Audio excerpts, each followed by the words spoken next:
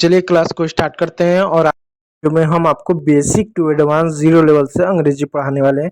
यानी ये क्लास उस बच्चों के लिए भी होगा जिसको बिल्कुल अंग्रेजी पढ़ने नहीं आता। आप किसी भी क्लास से हो, किसी भी बोर्ड से हो, किसी भी राज्य से हो, मेरे क्लास में कोई फ़र्क पड़ने वाला नहीं है। बस फ़र्क इससे बात से पड़ेगा कि आप अंग्रेजी पढ़ना चाहते हो। देखिए बच्चों, अंग्रेजी पढ़ने के लिए एक चीज़ ज़्यादा ज़रूरी होता है, मात्रा। क्योंकि जब तक आप मात्राओं नहीं पढ़ोगे, मात्राओं की समझ नहीं होगा, मात्राओं के प्रोनाउंसिएशन को नहीं समझोगे, तब तक आपको अंग्रेजी पढ़ने आएगा ही नहीं। क्यों? क्योंकि आप कोई भी अंग्रेजी का शब्द उठाओ, क्या मात्रा नहीं होता क्या? होता है मात्रा। ये हो सकता है कि किसी शब्द में बहुत छोटा है, एक मात्रा हो, दो मात्रा हो, पांच मात्रा हो, लेकिन मात्रा जरूर होगा। बिना मात्रा का कोई शब्द ही नहीं बन सकता। इसलिए मात्रा पढ़ना बहुत ज़रूरी है। और बच्चे तब ज़्यादा भ्रम में पड़ जाते हैं जब उनको दो तरह की मात्रा बताई जाती है। उनको कहा जाता है एक आपका अ का ए होता है, आ का डबल ए होता है, क का के, ख का के एच होता है, 12 खड़ी की मात्रा होता है। और दूसरा जब उनको बताया जाए वाउल्स होते हैं उनके, तो बच्चे डॉट में पड़ जाते हैं। ए ई आई ओ यू, ये वॉल्स पढ़े कि अ आ ई का जो मात्रा पढ़े? कौन सा मात्रा का प्रयोग करें? देखो, ये जो अ आ ई का मात्रा होता है, क ख क का मात्रा होता है अंग्रेजी वाला, उसका प्रयोग तब करते हैं जब किसी का नाम अंग्रेजी में लिखना। अंग्रेजी पढ़ने में वो कोई मदद नहीं करता है। अंग्रेजी पढ़ने में ये आपका जो वाउल होता है और जो कॉन्सोनेंट होता है ये मदद करता है। आप कहोगे वाउल और कॉन्सोनेंट कैसे मदद करेगा? क्या सिर्फ हम 5 वाउल यानी ए ई आई ओ और यू, इन 5 मात्राओं की मदद से हम अंग्रेजी पढ़ लेंगे? देखिए बच्चों, कहने को तो ये सिर्फ 5 मात्रा है, लेकिन इनका उच्चारण 51 तरीके से किया जाता है। जी हाँ, एक नहीं, दो नहीं, कई तरीके से इनका उच्चारण किया जाता है। जैसे अगर मैं कुछ शब्द अगर आपको लिख के बताऊं तो जरा ध्यान दीजिए। जैसे एक शब्द लिखूं सीयर कार, दूसरा शब्द लिखूं कैट, चौथा शब्द लिखूं बाल, पांचवा शब्द लिखूं नेम, छठवां शब्द लिखूं मैं यहाँ पर, रहने दो, छठवां लिखने की जरूरत है, लिख देता हूँ अमेरिका। पांचवा, ठीक। अब जरा ध्यान दो शब्दों पर।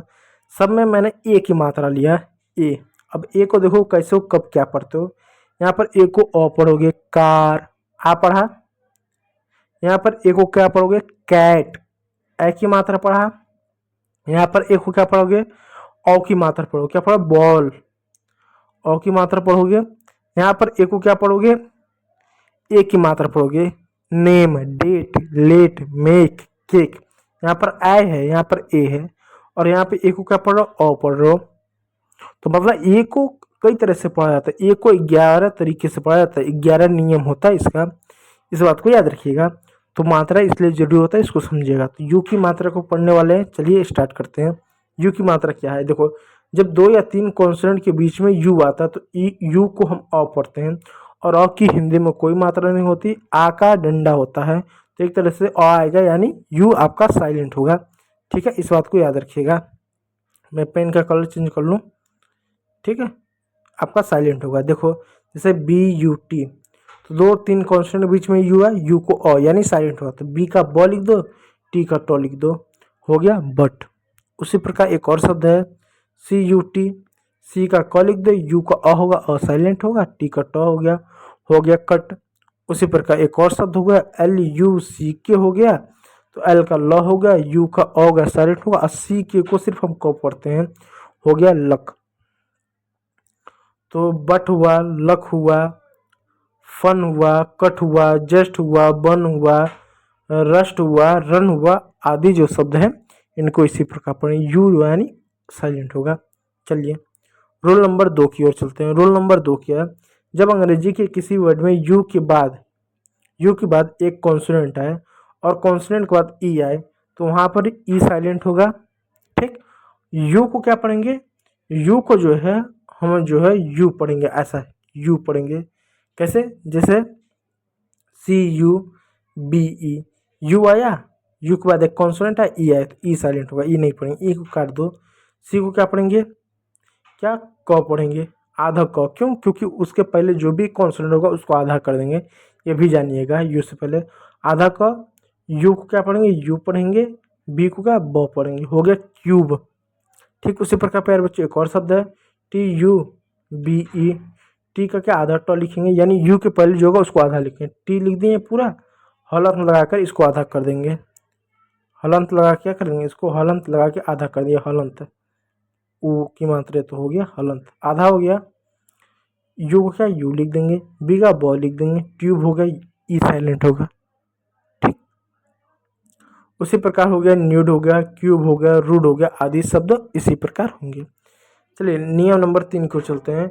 जब अंग्रेजी में यू की बात आर ई हो तो आर ई को हमेशा आर ई हो और आर ई के बाद आर ई हो तो यू को हमेशा यू की मात्रा के रूप में पढ़ेंगे। यानी अंग्रेजी में यू हो, यू के बाद आर ई हो, आर ई दोनों होना चाहिए, तो यू को यो पढ़ेंगे। क्या पढ़ेंगे? यो पढ़ेंगे, और उससे पहले वाला जो शब्द होगा वो आधा हो जाएगा। ठीक, जैसे P U R E, you R ई है, पहले वाला शब्द आधा होगा, आधा प। ठीक है, यू को क्या लिखेंगे? यो लिखेंगे, आर का रॉ लिखेंगे, ई साइलेंट होगा, हो गया प्योर। उसी प्रकार एक और शब्द है S U R E, you R ई है तो आधा स हो जाएगा, यू का यो लिख देंगे, आर का र लिख देंगे, ई साइलेंट होगा, हो जाएगा श्योर। उसी प्रकार एक और शब्द है क्योर, ये सारे के सारे शब्द होंगे।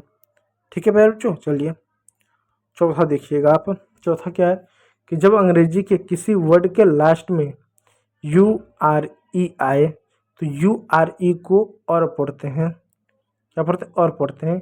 क्या टी क्या और पढ़ते हैं, और उसके पहले टी यू आर ई हो, मैं शॉर्ट में बता दे रहा, टी यू आर हो तो इसको हमेशा चर पढ़ते हैं, टी यू आर को हमेशा चर पढ़ते हैं। ठीक, चरी पढ़ लो, ये लास्ट वाला सही रहेगा। जैसे यहाँ पर एक शब्द देख सकते हो N A T U R E, N को क्या न पढ़ेंगे, ए को क्या ए की मात्रा पढ़ेंगे, टी यू आर ई को चर पढ़ते हैं तो हो गया नेचर।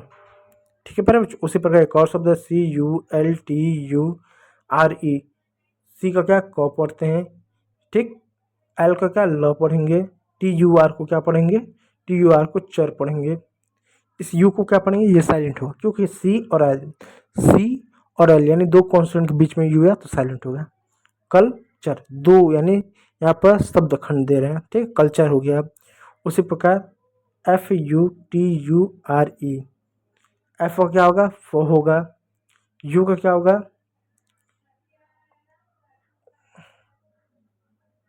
अब देखो F U T U R ई, एफ का फ होगा, यू का यू होगा, टी यू आर यू का क्या होगा, चर होगा, तो फ्यूचर हो गया। ठीक, टी यू आर ई का फ्यूचर। इसी प्रकार आपके सारे शब्द इसी प्रकार लेक्चर होगा। तो उम्मीद करूंगा वीडियो अच्छा रहा, यदि अच्छा रहा तो एक लाइक कीजिएगा, चैनल पर है तो सब्सक्राइब जरूर कर लीजिएगा। वीडियो को देखने के लिए बहुत बहुत धन्यवाद।